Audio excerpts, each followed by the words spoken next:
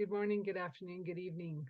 Welcome to Authentic Conversations presented by Transition Clarity. I'm your host, Adele Bernard, and it's my pleasure to introduce Veronica de la Fonte from Abundant Boss Babes. Welcome to the show. Woo. Thank you. Thank you. So let's get started with just the basic rundown. What do you do? What people do you work with? How do you help them? You know, a little bit about you. Okay. Well, first of all, thanks for having me on your show. So I am Veronica de la Fonte, and I help female coaches who are over 40, who have been in business for 1 to 2 years. I help them go from not seen, not heard to visible, generating hundreds of leads for their business, creating highly engaged audiences so that they can build a sustainable online business so that they can make an impact doing what they love. So I've been doing this for about 3 or 4 years now. My ideal clients are female coaches, primarily working off of working online, but using Facebook and using group strategies. So that's basically what I do in a nutshell. My business is called Abundant Boss Babe, and my Facebook group is Abundant Boss Babe Entrepreneurs. And soon we will be Abundant Boss Babe in the community. So I'm working on something that's more face-to-face networking and women that we are going to actually give back to our communities. So that's in the works right now. Well, and that I like how you said about giving back to the communities because it's so important, especially now as so much is crumbling and people are wondering where to go, what to do. So, what communities, as you said, giving back to the communities, what communities will you be giving back to? So I reside in Miami, Florida, and in Wisconsin. The plan is to build this networking group of ladies in the Wisconsin area because I notice in that area that there's not a lot of things to do for networking for women. You know, it's a very masculine environment in Wisconsin. And there's not really like, you know, there's not really like any uh like ways to connect with women. And so what I want to do is really just get in a community and help like maybe domestic violence shelters, because I know that there was one that I was actually buying things for and donating. So like that's my plan. Like I want to like get women together, let's network about business, let's create those connections, and then let's turn around and help a sister in need, that might look like helping volunteering for a domestic violence shelter, maybe sending cards to a woman that's like in the hospital and she doesn't have any family, or helping her, like, bringing her dinner or something like that. Because I do notice that people are lonely up there, and they're older people and they're by themselves. And like people will, like, when you're lonely, like your life is not happy, just to have a friend And is good. like, I wouldn't say I know Wisconsin, but I know coming from um, a colder climate, you tend to stay in, Yes. right? Like, we're not like out at the beach because Miami, you can do that, right? Hmm. Year round. Yes. And so, yeah, like that's a real thing of being a shut in, right? Hmm. Yes. But I also, how did you get into your line of work? How did you get into doing like the social and all online helping the women? Like, what's the background to get you there? So I have a very interesting story. Well, I So realize that. yeah, so And only share what you feel comfortable sharing, because, like, yes. So I literally was living in Key West for many years, like 10 years. And while I was living in Key West, I was a stripper and I had a lot of fun, making a lot of money, traveling, doing, stripper things. And so COVID came along and like reared its head. And to be honest with you, before COVID came, I really did never think like past like, oh, I'm gonna go to work today and make money. I never thought like what's gonna happen 5 years from now, 10 years from now, that kind of thing, because that kind of job, you're just in the moment, you know? So COVID came along, shut clubs down. I mean, like girls were getting crazy because like it's not the best job for people to be responsible. Thank God I was responsible and I had some money saved up. And so during this time, I was like, wow, like I might want to think like, what is life after stripping going to be like, you know? So during that time, that was like when all the coaching industry kind of started coming about. And one of my girlfriends put me on to a podcast of a young lady that she was a dancer and she was a coach. And I took some of her courses that really got me thinking like, okay, like I could have my own business. What am I good at? You know? And so during this time, I had also gone through a divorce and it was very traumatic, sad. Nobody tells you when you get divorced, it's like a death of someone that was very close to you. And it's a lot of emotion behind that. And I was sad, I was depressed, and just I wasn't doing the things that I felt I should be doing with my life, but I felt I could not break free of those chains. It's like, there's a lot of drinking going on, that kind of thing. And so I started to soul search and I started to like search for answers. Like, why do I want to quit these things and I'm still doing them?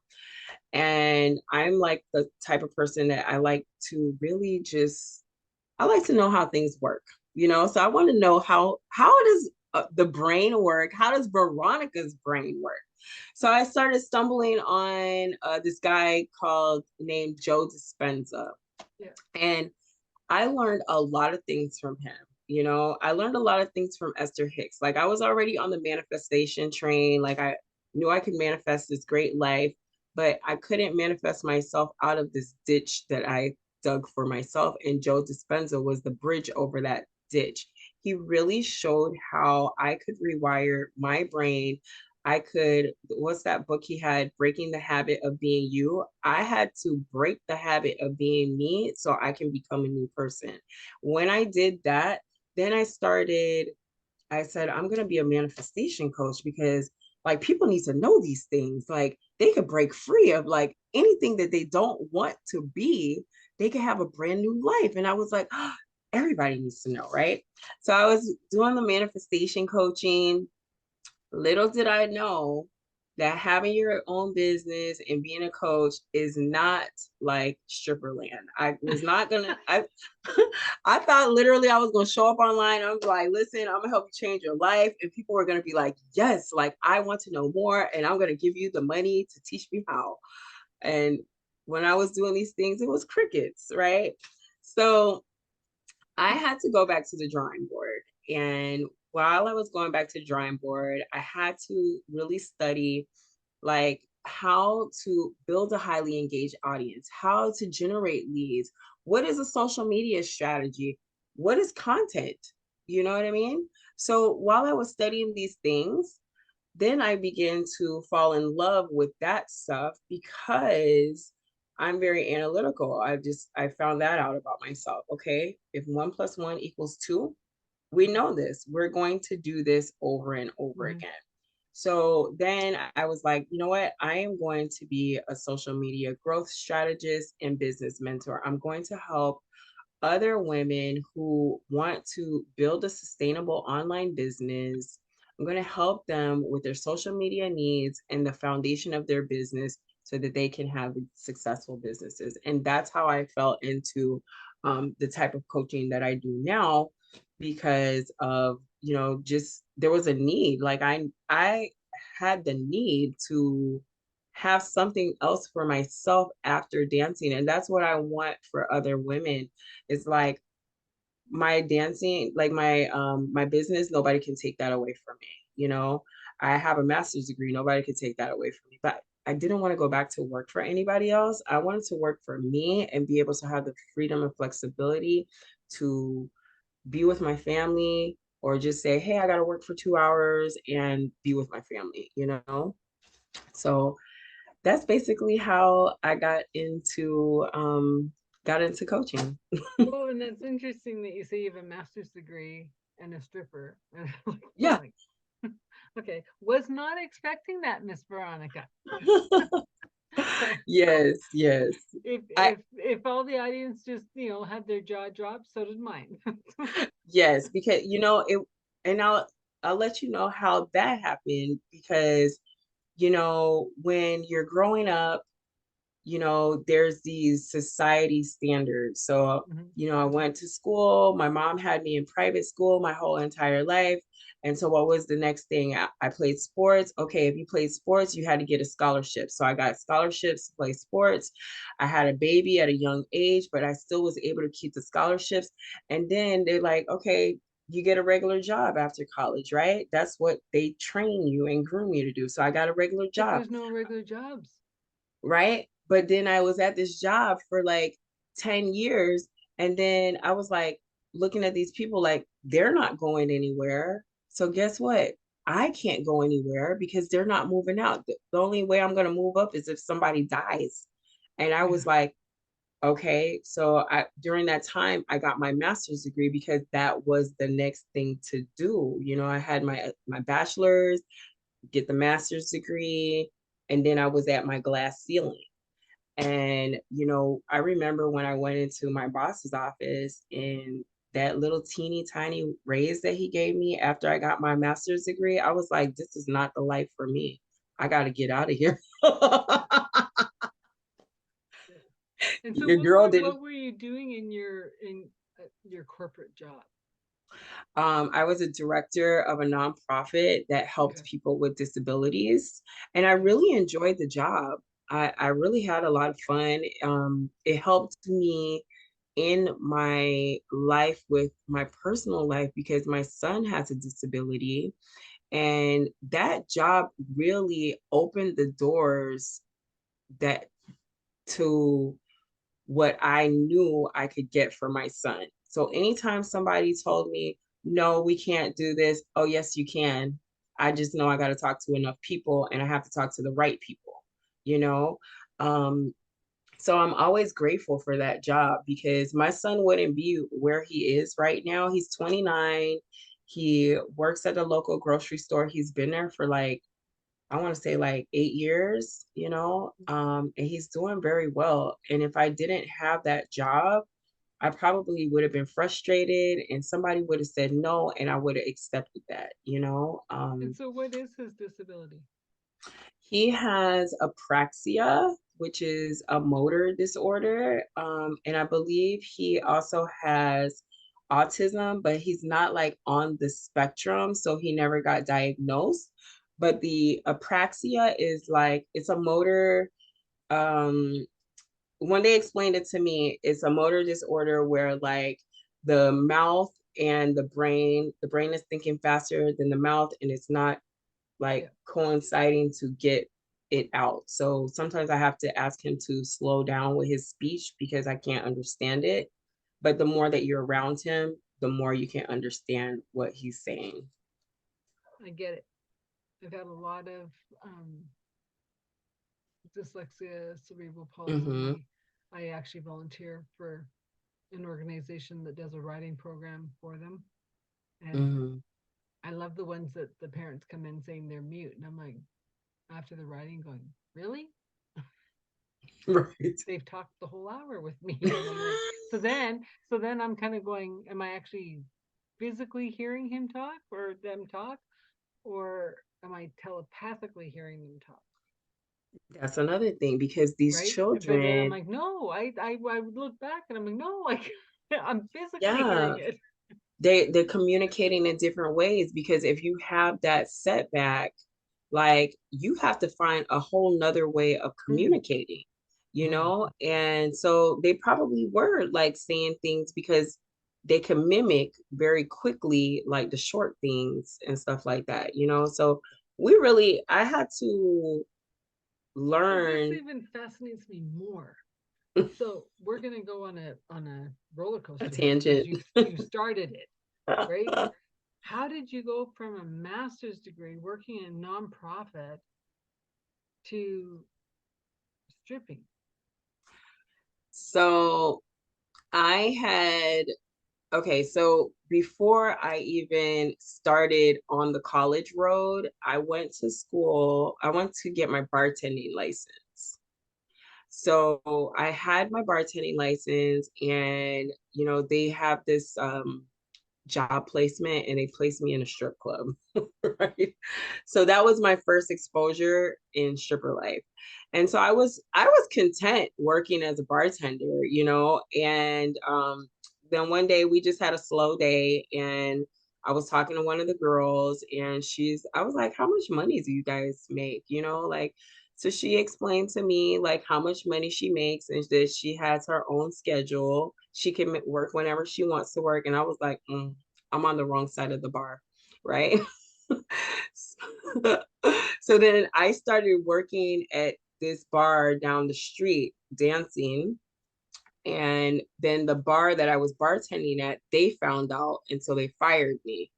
And because it's conflict of interest, because they think that you're going to pull a scarcity mindset, which makes no Yeah. sense. A bar is a bar. You know what I mean? No, but I So, can see that if they want you on the table and on the dance floor, they don't want you right, behind the bar. You're gonna, right. Yeah. And yeah. it was two No, I different get it. places. And so that was my first exposure to that life. But then my son was very, very young at that time. And it was just like a real strain on me. Like coming home at like 5 o'clock in the morning and then like having to take him to school, like he would miss the school bus and then I would have to take him to school, and that was very like stressful. And so I said I can't do this, so I ended up going back to school, finishing my bachelor's, getting a regular job. And then like when I got that master's degree and I saw like that little tiny raise, I was like, yeah, I can make more money at the strip club. Well, yeah, but I So, mean it. But then you think of your son who's already at a, I don't want to say disadvantage, but has communication problems. And what does your mom do? well, yeah, he like Oh it my, wasn't even it wasn't even like that. It's just like, no, it's better that you went into the nonprofit, got all the best things for him, right, right. When right? he got And older was when I returned to the club. That way he was older, and I never worked in my neighborhood. I always worked like far away. Like I would always work like an hour away from my house or 2, 3 hours. I would never work in the neighborhood. The only time like I worked where we lived was when we lived in Key West, but he was already like 18. oh, And that's when I told him, because I didn't tell him for a long time. I told him I was a bartender for a really long time. And when we moved to Key West, I had to tell him because I don't know, maybe he want to go to a strip club. You know what I mean? And yeah. like So that he would doesn't want not to be be a with good friends surprise. and you yeah, know? interesting. So yeah. Was your ex-husband a part of the, or did you meet him like when you were working the job? I met my ex-husband online. That's a whole nother story. Okay. I met him online, and he was from a different country. And so yeah, Was he we trying to get her green card? he wasn't trying to get the green card, but I tried to help him. And I think like it probably should have just played out naturally because, just we weren't a good match, and we were too young, and we both like have strong personalities, and it just didn't work. And it was a sad story because he ended up getting deported back to his country. Um, but yeah, I mean, I can't say be careful well, you have to be careful who you meet online, but he was a good person. It just turned out bad. That's all I can say on that. And like I know lots of couples that met online before it was hip to meet online. I'm like Mm-hmm. they're coders and whatever. I'm like, okay, whatever, because I don't understand your language anyways at the best of times. So and then, happily married, 20, 30 years, whatever. But it's not whether you met him online, it's he wasn't your It's the person. person. Yeah, And exactly. that's okay, right? Yeah, And you had whatever you had and whatever. Too right. bad he got deported, but maybe not. We don't know. His Yeah, I don't journey, his know. his Yeah, journey, right?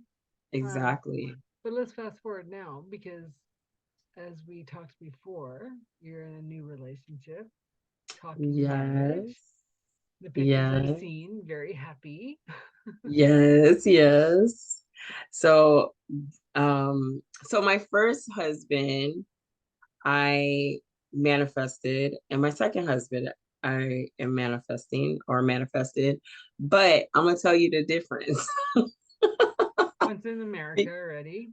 Because ladies, when you want to manifest your man and you're ready for your man, like you really need to write down what you want. You need to get specific with the universe because the universe is going to give you what you ask for. And if you don't ask for specifics, you get what you get. And that's what happened with my first marriage. I got what I got I know, but because I also will add the caveat of if you want this perfect man in this cubicle or in this box, what are you doing within yourself to be their right, match?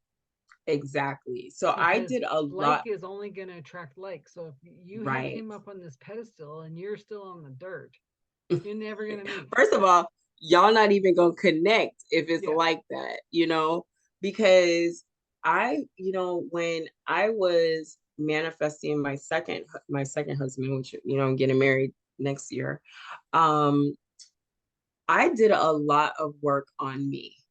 I mean, when I tell you a lot, and I'm not saying like, oh, like a month, it was like two It's years. years. It's 2 years, your whole two, life. 3 years. Yeah. I mean, I was meditating. I was like really clearing my energy of like, things that happened to me. I really became the person that I want. I became, what am I trying to say? Like, I became what I wanted in a partner. Hmm. That's what I did. Hmm. I became what I wanted in a partner because I wanted to be treated a certain way. I wanted to be loved on in a certain way. And I really just became the person that I wanted in a relationship. And I treated myself like that too. And then, I got blessed with this guy that, like, it was just a weird situation where, like, I left QS and I my one of my girlfriends was working in South Dakota, and she was in South Dakota like 2 years. And I just had this like overwhelming urge, like I need to go to South Dakota. I ended up in South Dakota, then she took me to Wisconsin, and then I fell in love with Wisconsin. I was like, what are all these trees and these forests and deer and like, oh my It's goodness, I didn't even beautiful. know. Like it was like, what is this country? you know? And then like he was actually working at a place where I was working at, but he was doing construction on the club. He was building something for the owner. And then we met. And well, when we first met, I thought he was a customer and I was trying to take his money. As And a my stripper, girlfriend, as a bartender. as a stripper, because Oh, he was hilarious. just like he was just there like one day after he finished doing his job. And like me and one of my girlfriends, she travels with me, we see the guy, we're like, hey, what's going on, like, oh, sit by the stage. And she's like throwing the money, and he's like, oh, you need to chill, like, because she was throwing off. And so we ended up like exchanging numbers and just texting and talking, and then we were like the same person from different parts of the United States, and we just See, and got that, along and that, really I good. mean, that just shows what kind of person he is too. That Hmm. he looked at you as a person, not as the the job you were doing at the time. Right. Like he got to Yes. know who you were, like the educated person who has a son who like has evolved, but Hmm. it's hard to turn down the cash. That's true. That's the And main and the and reason. the sadder part about like good, bad, or indifferent is there's always going to be the men that will come to the club. That's true. That's true. And that, in the industry, like I don't want to give the men a bad rap, because just like every type of person, there's good customers and there's pervy customers. Mhm. You know, you have your good customers that really know what the drill is.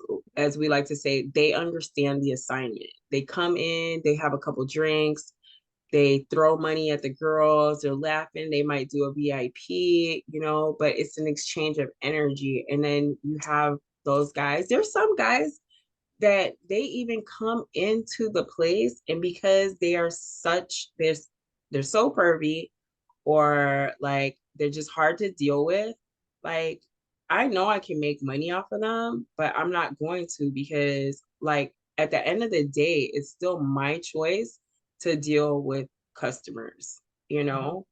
Um, but like I said, I don't want to give all guys a bad rap, because some guys just come in there to just talk,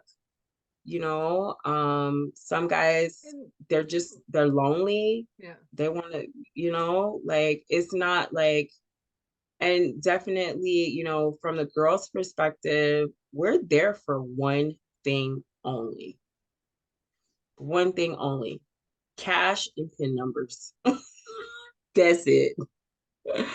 Like well, and we're not there. I've known guys that said like it like to them it's more of they're just there for the show, like they don't really care Yeah, because if they're going to go in, especially if they don't have a buddy or whatever, like they're out of town and they're working at, like as you said, your partner's working construction, they're out of town, whatever, the closest yeah, bar to where they're staying happens to be a strip club, the beer is the beer, right, they don't care. exactly. And It's then something then wet, it's something to eat, they go home. right. And then sometimes we get guys that, they're like, oh, my buddy drugged me in here. Okay, like you can sit in the corner. Like there's a place for you too. There's a place for everybody, you know. Well, and I remember when all my friends were getting married and stuff, and it was like, we gotta go to the strippers. And I said, oh my God, you guys, can't you get any more original? Oh, but it's so much fun. And every single time, I'm not looking at the stage, I don't care about the stage. They come to me, and I'm like, stop it. Was it a male strip club? Yeah. I'm like, Yeah. stop it. And they're like, what? And I go, I'm not interested. If I was interested, I'd be looking. I'm not, I'm looking out. That like I have my back to the stage. And they try to That's turn me, and I'm like, stop it. And that then my is friends are so like, I can't believe they always come to you. And I go, because I'm the most uninterested. And they can't believe someone's sitting there right. not interested. That's true. You It know, was funny. even though I work in that environment, like I would never go to a male strip club. Like I've been to maybe two, and they really just like They're I slimy. have, yeah, I Like can't, I've I I've can't. I've probably seen more females than males, and I prefer the females. Yeah, And I just I'm can't. hetero. Like, Yeah, I just because you can't. guys actually do routines. You actually like as a person who doesn't have a phenomenal body, like I see the art. like I'm like Yeah, it really is. And I will give these girls their props. Like when I lived in Key West, we have good dancers down there, but when I have gone up to Wisconsin, like those girls take it to a whole nother level. I have never seen so many beautiful pole tricks. I mean, they really have their dancing on point. It's an art up there. These girls are taking classes. They are like some of them are taking care of their bodies. Yeah. They're doing competitions. I Yeah. mean, like I had stepped into a brand new world when I started working up there. And what was hard for me was, okay, now I'm in a new spot. There's new energy. I wanted to take the classes and do the things and learn the pole tricks. But then the other side of me was like, girl, you only got like 5 more years in this. You have to build your business and you have to like do these other things. So it was a real struggle and a real pull on like, okay, this is what I want to do, but this is what I have to do. Like I have to prepare my exit strategy because it's time for me to age out of the system, and it's time for me to make a difference in a different way, you know? And I think as you think about social media and you're going into this new chapter of getting married and um you have a whole different understanding of different ways like to market because we don't Hmm. know that world. Right. You can like I know you say you're working with women over 40, but I'm saying you can remarket like bars or clubs or like to a whole different degree than these That's whippersnappers that are going, I'm a social media person, and it's like, but you don't know anything. You can plug things into a computer faster, but you don't understand the industry. You don't understand the right. knocks of like why a club can be successful for years and years and years and then like Hmm. gone, Yeah. right? Like That's actually a big thing. And I've talked about that with my fiance because I've traveled to lots of clubs around the United States. And we always joke all the time. I'm like, if we bought a strip club, like we'd make like a shit ton of money because like I know the industry inside and out. And I know the mistakes that a lot of these club owners are making, and I know how to deal with the girls and all that good stuff. But do I want to be in that life? No. Like, to be honest with you, like when I'm off, I'm in the bed at 8 o'clock. I don't play those games. I like to be up at 7 o'clock in the morning, making my juice, yeah. going to the gym, having my day, doing a nap in the afternoon. And then when it's like 7:30, I'm like, Hey man, oh you're sounding old. no, I like my sleep. I like your body just functions better when Yeah. you're with the what do they call it? The clock, your internal clock, Yeah. when you're following that clock. But yeah, and then you don't want to, like, personally, I know what it's like when I was married the first time and just being in that chaotic life, being married, it's like it's no fun. So just being able to, just being older and go to work, come back home, that's a plus. But like to have to run a club, the thought of it sounds nice, but It's not really, because your whole circadian rhythm gets messed up if you're not like there are the maybe 10% of the world that can do the all nighters, but they also live less. They live yeah. because they And don't have that's, connection to the daytime world. And yeah, I mean hats off to the ones that can do it, but it's not my thing. you could do it for, everything is a limited amount of time, because Mhm. there was a time when I used to, like, what my mom would say, burn the candle at both ends. Oh, high Like I didn't five. have to sleep. I didn't have to sleep. I remember in my college days, like I would come back from like going out with my girlfriends. We'd come back from the club. I would sleep for like an hour or two, and then I'd be off to college. Like that was the life. Well, No? that's why the people say the youth is wasted on the young, like the Yeah, energy, right? Because it's like, they don't know what exactly. they don't know. But when you're older and you want to be doing all that, you just don't have the energy, Yeah. no matter how much you juice or look after your body or right? That's So true. That is. is your partner good with your son? Yes, he's good with him. They get along. So that's always a plus, when everybody gets along. So that's good. My son is always like, Mom, I'm so glad that you found somebody. So I'm excited. We're both excited about it. That's So I awesome. want to thank you Okay. because we had a discussion because like we met on the alignable, and then we decided to do another talk. And then we were talking about what you actually do with the transition. And so you had said, talking about your clients and the marriage and them like not doing a wedding if that's not what they want to do, which we didn't plan to do like a wedding. We were gonna do the courthouse and then go to Mexico later and do something. But then like you had mentioned somebody that did a wedding in the backyard. And then like one day, like after you said that, I was like on the back patio at my house in Wisconsin. And I was like, we could just do the wedding right here. Like you inspired that idea. And I was like, why didn't I even think about that? Like the property is nice. We don't even have to, we don't want to spend a lot of money on the Well, wedding just because. and that's the whole thing, right? So I've heard all, like, so the one that you were referring to, it was COVID. They had to they lost their wedding because everything shut down. And he had called into the radio station. That's the only reason I know about it.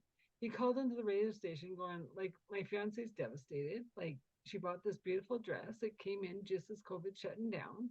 Mm, And then he said, like, oh, screw it, like, COVID or not, we're gonna go see our friends out on the farm.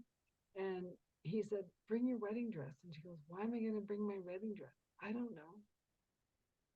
38 right, people ended up on the farm. And because farmer, like, farm mentality is like, everyone brings food. Every time you come right, over, you bring food. She had the most beautiful wedding that she'd never planned. right, right, They danced, they laughed, they ate, they, right? And and right. and so, like, he was saying to the radio people that um this big elaborate wedding that we were planning, we're so glad it didn't happen, Yeah, because the yeah, memories we have we will cherish forever. And I'm right, saying you also probably have friends too that they want to love on you guys. right, So right. let someone bring your bouquet for you. You don't care what's in it. Like, Yeah, yeah, right, or whatever. Like, and does it even have to be a bouquet? If you're getting married at a time that you can pick garden flowers, put it together with a string. Like, it right, doesn't need to be this big thing, because it's not the day you're planning, it's the marriage you're planning. It's the right. lifelong commit you're planning. And the courthouse guy will come to the backyard. Yes.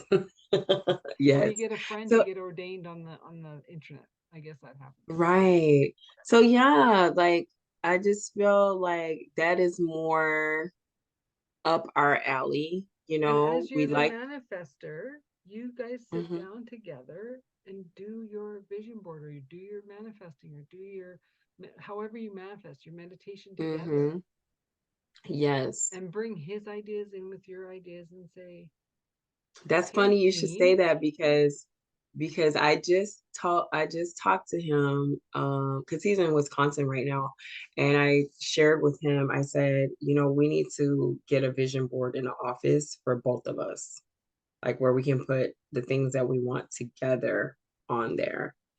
And you So both need a that is, copy of it. yes, yes. So we're going to get that done. Yeah. But yeah, so thank you You're for very welcome. inspiring that idea. we're just it's going to be something small, but just there, we have a lake and, we can just invite, the only thing my sister and my son would have to fly over, but, you know, and then we'll do like a thing, like when we have an anniversary or something, then we'll go to Mexico because I really want to go to Mexico. Well, but I mean, like whenever Mexico happens, let it happen. Let it be, Yes. right? Because you guys Yeah. met so organically and hilariously. Right. You started off Yeah. like in a really like weird way, but awesome Right. way. So let the marriage be a weird, awesome way. That's what I was thinking too. After like I thought about that, then I was like, yeah, then we can just like go hang out at the club after, like we know the owner of the club. Like I could like arrange something where like they could put him on stage and I could like do a little first dance for him on the stage and stuff like that. Like I You started want to thinking go about that all way. these ideas. I started thinking about all these crazy See, ideas. it's so funny because I don't know your partner, but all of a sudden I just saw him go 50 Shades of Red Yes, he with would that get idea. like that. He would definitely get like that. But the good thing about Jim is, he was in a relationship that was he couldn't express his feelings, you know, and now that we're together, it's like he can express his feelings. And I've exposed him to so many new things that he didn't I'm even know still not sure he's existed. ready for the stage. Well, if he was But in the strip, by the time the wedding comes around, maybe. yeah, no. Well, he better be ready because he already know when he's with me, like anything can happen. I know, but like anything can happen is different with you beside him rather than yeah, like yeah. I'll just, I'll but I will the good trust thing, you. yeah, he will go along with it because he knows like I always have his best interests at heart, Yeah. because he'll like I could But see, men are funny that way because you can have their best interest, but if you take it that step too far, you can't yeah, take that no. back. I don't think like there's no far step for him, Okay. like that. But yeah, I just saw 50 Shades of Red and I'm like, Yeah, oh, no,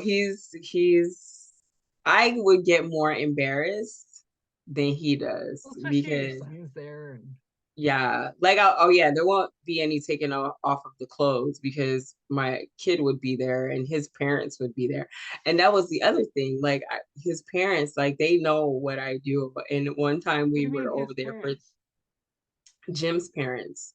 Oh, I'm Yeah, thinking your son's parents. I'm like, Jim's oh, parents.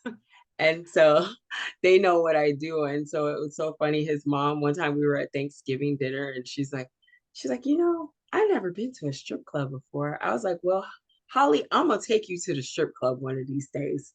So that will probably be the proper time to have her come, like when we're all down, for the wedding. You can just go yeah, and have like a drink or just go there to the club or whatever.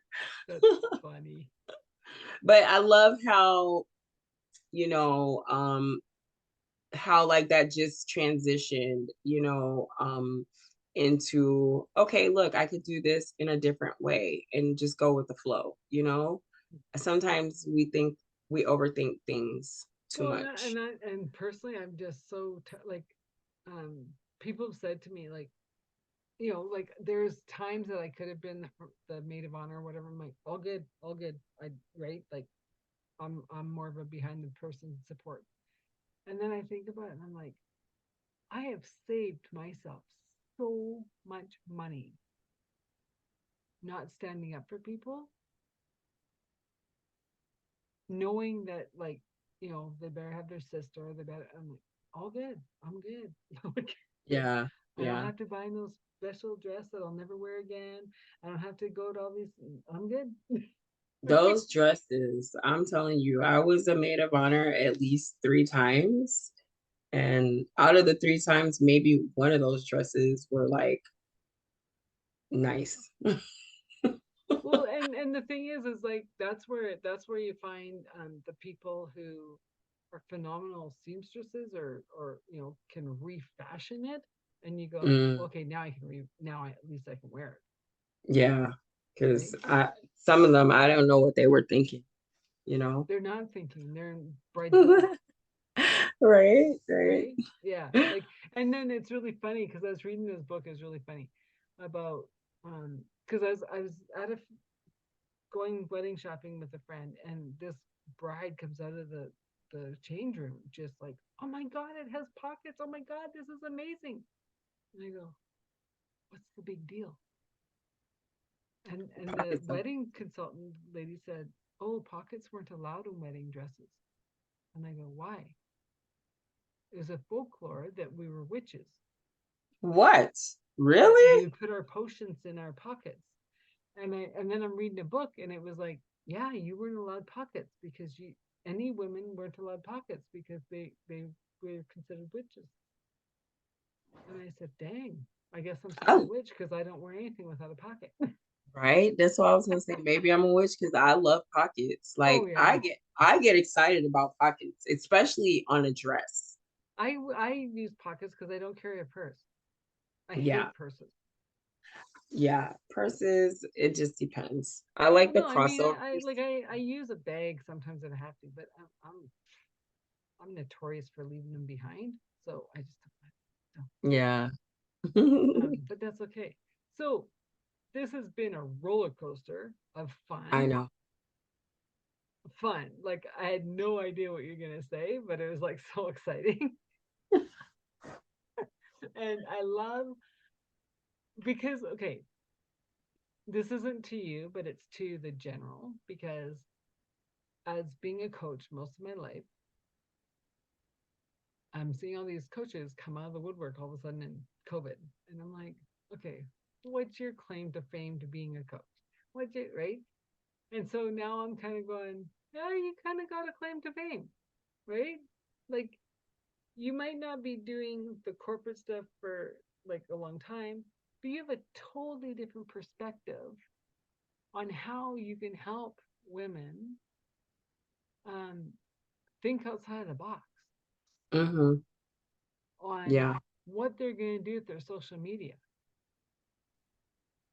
right? And even I'm Yes. even thinking of like, how can she help me think outside of the box, right? Because Yeah. I like my coaching is I'm not for everybody, Right. And right? you shouldn't be. And but my biggest thing with coaching is I don't care what the situation. All I know is you're an A, it's gray matter, and you know there's a B somewhere. And I come in and I shine the light, I give you suggestions, it starts opening up your heart to go, oh, I have discernment for my questions to ask. I'm now seeing B. Got it. And there's three Right. different ways I can get there. I go, my job's done. Right. I'm not here Right. to do it for you. I'm not here to do the work or whatever. Right. And that's the biggest thing I've learned through COVID. I'm not reaching back and helping anyone move forward. Right. Yeah. And as a If you coach, grab it's my not our rope, if you grab my rope and you make it tight, and I go, okay, they want to play. Come play. Let's go. right. As a coach, we're not here to do the work. We're just here to present like different ways of doing things, different thought ideas, thought patterns, techniques, that kind of thing. And it's for the client to actually do the work. We're just a cheerleader. We're the conduit. Like we're telling you like what it is. Like right before we had this call, I had a young lady, and I was going over her business page, and so often, very often, us as business owners, when we are presenting ourselves on Facebook, I have been guilty of this in the beginning as well. When I started my business, I wanted to put everything business on my profile. I didn't talk about my life. I didn't talk about like anything else. It was just business, business, business. And I had to let her know, like, okay, I know what you sell, I know what you make, I know what your products are. And that's it. That's all I know about your page. But what we want to know is, what's your favorite quote? Do you have questions for us that we can easily answer and we could get to know you? Can you share the process of making a bracelet? What are the materials Yeah. that you're using to make the bracelets? Tell me about these stones. What can these stones do for you? Like, do you have clients that have bought stuff from you? Can we see pictures? You know what I mean? So it's really giving them, I think the helping the client story. see, right, it's giving your possible client a story and giving them the whole scope of you, because yes, they want to know about the product, but they want to know the face behind the product and who the person is behind the product, because people only buy from you because they like you, and you can, and the transformation that you're able to help them with, you know. So that's what I actually do when my clients come and sit with me, is I help them get more creative with their content strategy, their social media strategy, and also help them build the systems and strategies to start nurturing this audience that they are trying to captivate and really educate about their services, and show them, this is why you need me, because this is a transformation that I'm going to provide for you. And I liked what you said when you said, you're not for everybody. Mhm. You, as a coach, you can't be for everybody, because if you are creating a message that you hope everybody will hear, and like that one person is going to buy from you, you're not doing it properly. You really have to niche down. I know a lot of people probably, some people don't agree with it, but in the beginning of your coaching career, you need to niche down, because you need to know who you're helping, the transformation that you're providing this person with, and where on the journey you're helping them at. When you get good at this and you can do that with your eyes closed, then you can open the gates and help more people, Mhm. because Well, now you've and perfected your craft. yeah, and that's one thing. Like when I first, I'll use alignable as an example. When I first was started on alignable, they're like, "Oh, you have too many headings. You have too many people. You have too many." And I'm like, "Well, if you read it, they're all in transition. They're just different Mhm. headings." And then they're like, "Oh, and you should put some words up on your, because I have the lighthouse, right? So you should put words up like it's what are you saying?" And I'm like, "I'm the lighthouse." And then something changed cosmically, and everyone's like, "Oh, you do transitions, any transition." I'm like, "Yeah, it comes down to the same thing, right? It's emotional, Right. getting through whatever you have to get through." And they're going, "Oh, I love your lighthouse, it's so calming." Yeah. And people have called me because, like, so I, instead of freaking out, right? And this brings up another thing. So I've been asked to speak for one of the alignable groups. And I'm like, "Okay, coaches, what are you looking for? What topic should I use?" And the call before this, um, she was saying we use Chat GPT, and I'm like, "Oh, I just got my answer. Who are you listening to? Who are you listening to? If you're putting it all into the books, you're putting it all into your social media manager. If you're not running the ship. Exactly. So when you hit the rocks, because the lighthouse has been here, the lighthouse has been saying don't hit the Mhm. rocks, but you've let everyone outsource it all, then you're not Right. at the helm. That's So true. now I just got to That's write my true. topic. Right. Like I was on this strict fence of, like, I would never use Chat GPT. Is that, yeah, that's how you say it, Chat GPT. And then one day I tried it It's for a sales cool. page, for a sales page. So I could see that that is definitely going to be a tool to use, but for sales pages, I like for know, but sale. the thing is like people have gone so much using the AI that Mm-hmm. you go and put something up on social and it doesn't post. And you're like, Oh. why isn't it posting? Because the AI is catching on, say, Facebook, that it's 95% AI. So it won't post it. Mm-hmm. It won't read the algorithm. Mm-hmm. And I was like, haha. So I do the whole blurb, like the two, three, four paragraphs, right? And I don't trust my writing, right? That's why I have Grammarly to fix all my apostrophes and Right. whatever. And then I go, so make it pretty. Take these 4 or 5 paragraphs. Can you make it into, one concise paragraph or two, Mm-hmm. right? And it goes screech, and I go, perfect. It's still my words. Right. Okay. See, They I didn't even they've know you just could do that with, fancied it. So yeah. yeah, so I mean, Chat GPT, and they have one. They have OpenAI or whatever for pictures, and that's all good. It still needs to be 95% your work, your writing, your picture, your whatever, to Yeah. compress it into finesse. And then I that, actually I write my own content still. Like I well, I have, try to, but I need it buffed up. yeah, I still write my content myself. Maybe if I'm in a slump, I'll try Chat GPT, but right now, Well, for me, how I use it is like, okay, so I've been doing this work 25 years.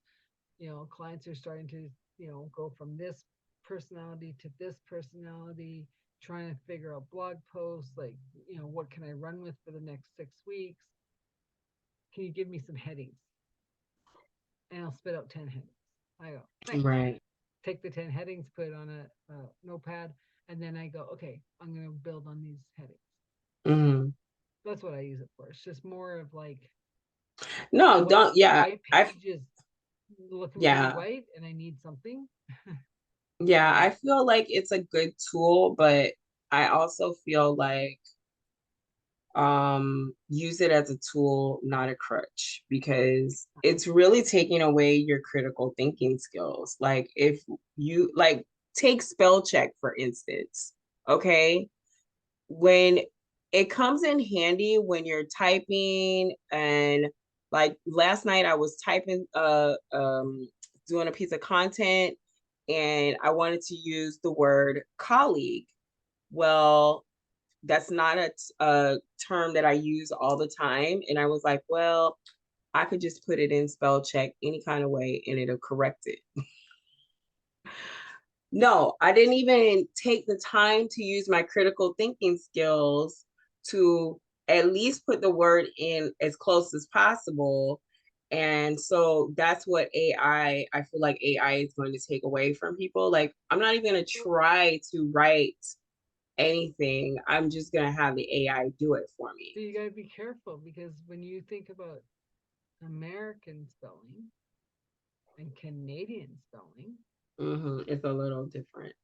your American words are always caught as misspelled words, because you Yeah, look at no. color, right? COLOR for you. Hmm. We have OUR. Right. So Yeah. then I start like, what was one that used to get me just like messed up? I can't remember. We use Z or Z. You use S, and I'm like, Oh, so I yeah, like just expertise. so I just started spelling it wrong, because I read through the Yeah. American books, Yeah. right? And Yeah, I'm like, that's true. but it's wrong. Like, what the hell? Right? And so that comes back to the same as coaching. Are you for everybody? Am I for everybody? No. No. Yeah. If you want the you in color, you're for me. If you don't, Right. maybe not. Right, right. And it's like, yeah, like it's just like, yeah, it's bugging me what the word is now, because it's totally, the word is totally changed to how it's written. But anyways, if it ever comes up, I'll let you know what it is. Okay. um, This has been so much fun. Yes. Yes, it has. So, as we're coming to the end, and um, on your journey of life and motherhood and love and finding this new adventure and just the creativity of just being a dancer in the game as long as you have been, um, what what would you say to people of you know like About life yeah or just yeah yeah. I would definitely say just really follow where your heart desires. Like if you feel the pull to go somewhere, do something within reason now, okay? I ain't talking about robbing no banks. there's money in But there anyways. right. But if you feel that pull, like just go with the flow, you know, go with the flow because like the adventure that you're going to have in life is just going to be a beautiful thing. And if you're in a part in life right now where things aren't going good, it's going to pass, you know? Like I remember like my darkest hours, I could think about them right now.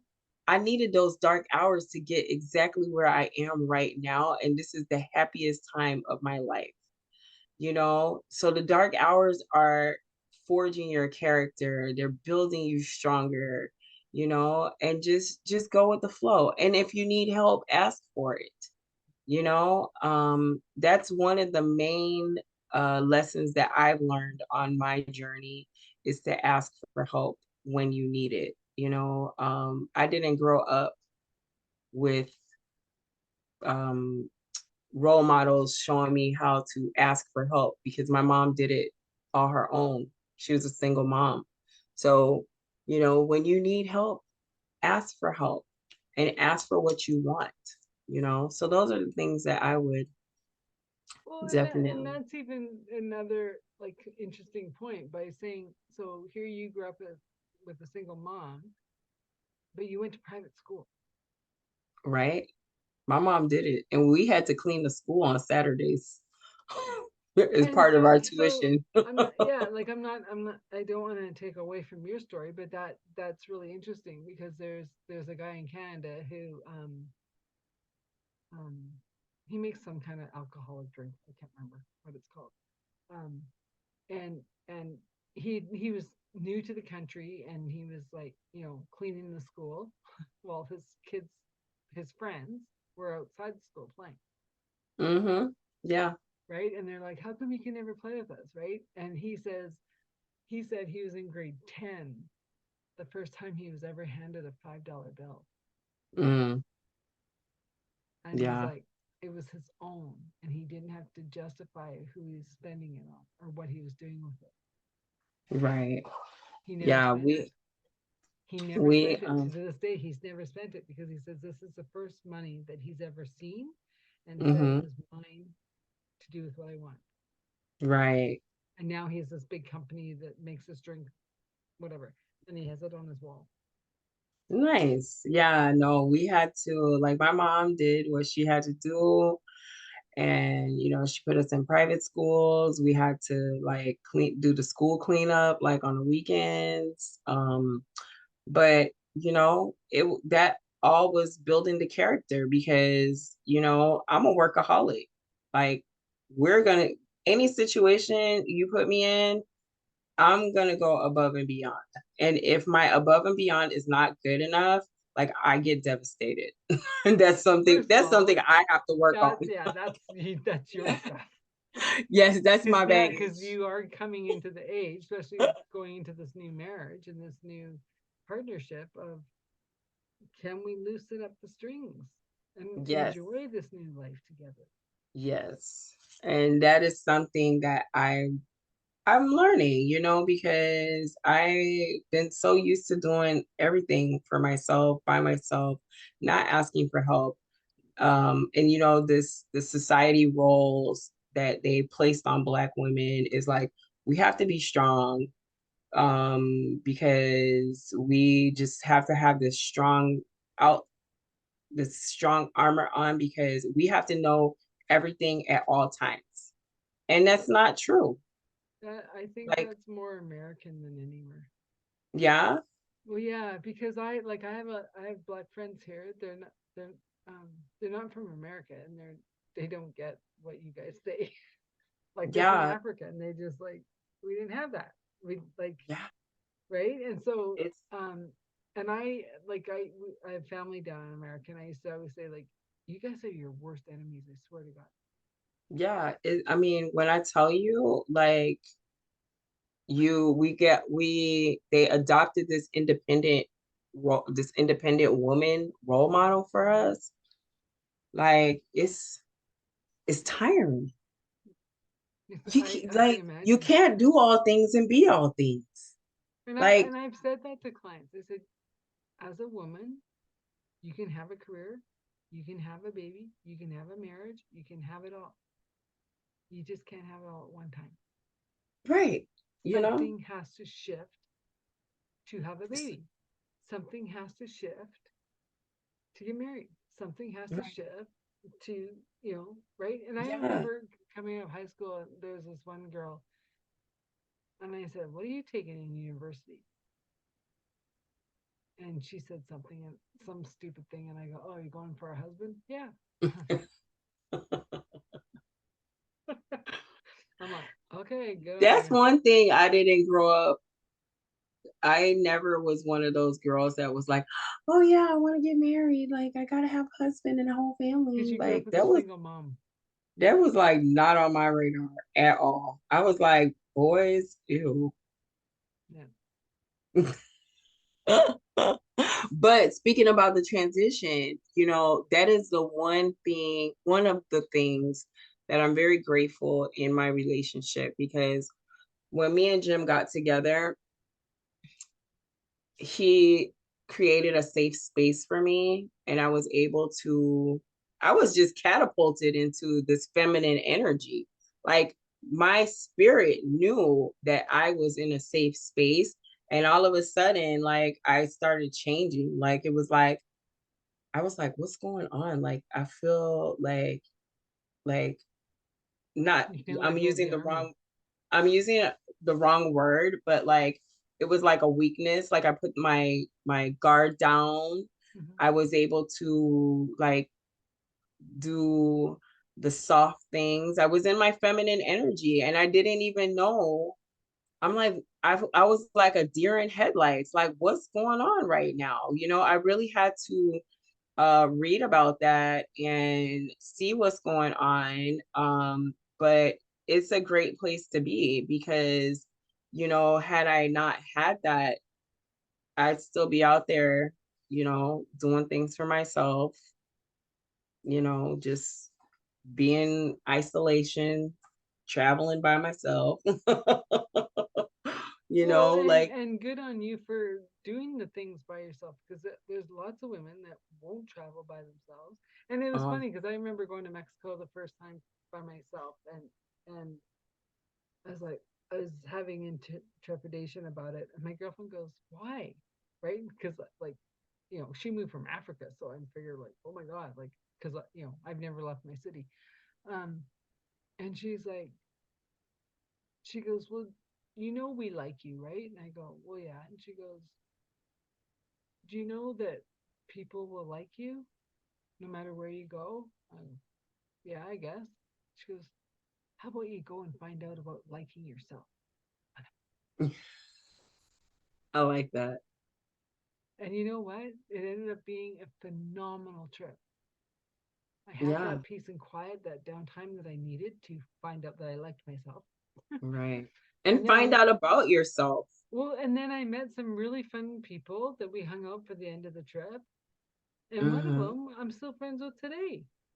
Yeah. No, traveling Right? I tell people all the time, I never waited for anybody to travel. I always was like, pew, I'm gone. Yeah. Now, my fiance, I actually he got his passport.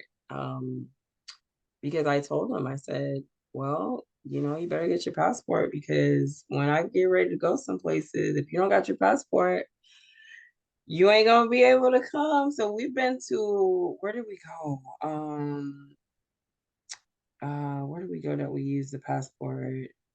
We didn't have to use it in St. Thomas. Oh, we went on a cruise, and the cruise we went to Jamaica and Bahamas, Mhm. and those two places. And then for Thanksgiving, we're gonna go to Jamaica. So yeah, he's definitely getting the stamps and getting the culture and just living life.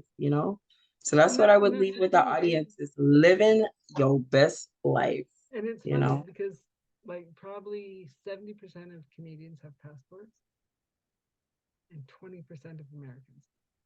Yeah, because you know what? I'm convinced they don't want people to know what's outside. When you go outside of your neighborhood, like you can see like different opportunities. Yeah. I was Well, watching this documentary. I was watching this documentary about this young boy. He had never been out of one of the parish that he lived in New Orleans, and it was a really bad neighborhood. And the only way he got out of there was he got convicted of a crime, and they put him on a bus to take him to jail. And this is the only time people are leaving these places is on the bus to go to jail or in a hearse to get buried in the ground. They well, don't want them to but see. to give the Americans credit, you have a vast country that you Yeah, really don't need to leave it to see that's true. everything, right? And I truly believe a lot of the Canadians have it because hardly any of them are born in Canada anymore. So they have a passport so they can go home and visit family from wherever they come. Um, Right. but the average born Canadian, like, yeah, they left the farm, they went to the local school, they went to town, came back to the farm, right? Um, but I mean, it's like it's it's each to your own. Like, I mean, I had a girlfriend who came from the farm, and until she met me, she had no desire to travel. Yeah. She met Yeah, me, I and then guess, all of a sudden, her parents have the bug, and her sister has the bug, and everyone's got the bug, and they all blame me. And yeah, I'm like, don't blame me. yeah, it's who you meet in on the journey, and travel is just one of the greatest joys in life. Like, I've been to Europe one time, but like we're gonna talk about where else we want to go in Europe because we need to just I've had a natural pull to go there, and now that I'm with Jim, he's half Irish and half like Nordic or Scandinavian, I think, or something like that. Norwegian? So yeah, Norwegian, that's what it is. And so like, we can go over there and see some things, and yeah, I just want to go places, see things, talk to people. Like I think that comes from, in my family, me and my sister are first generation American. Mhm. So my mom she's from Antigua and she Okay. traveled to London to Europe. So she was a traveler, she Well, left her home. but like my family's from the Caribbean too. They didn't travel because of traveling. They traveled because there was no schooling. They left Right, England for school right. to have a 'Cause better life. So that means yes, your mom came from money, mm, right? Because the ones that didn't have money stayed in the schools in the Caribbean, right, right? right. So same. Like my dad stayed in Guyana for school, and my mom went to England. Okay, I didn't know you were Guyanese. Yeah, yeah, Okay, yeah. hey, So my grandfather was the eye doctor for the islands. okay. Yeah. And so my mom went to nursing school in England. And when she finished, she came to the States because they needed nurses in the States. And Yeah. then I came along. He said, I gotta come. I gotta get this world started. Right, exactly. It's my time. I'm coming. That's funny. You are a firstborn.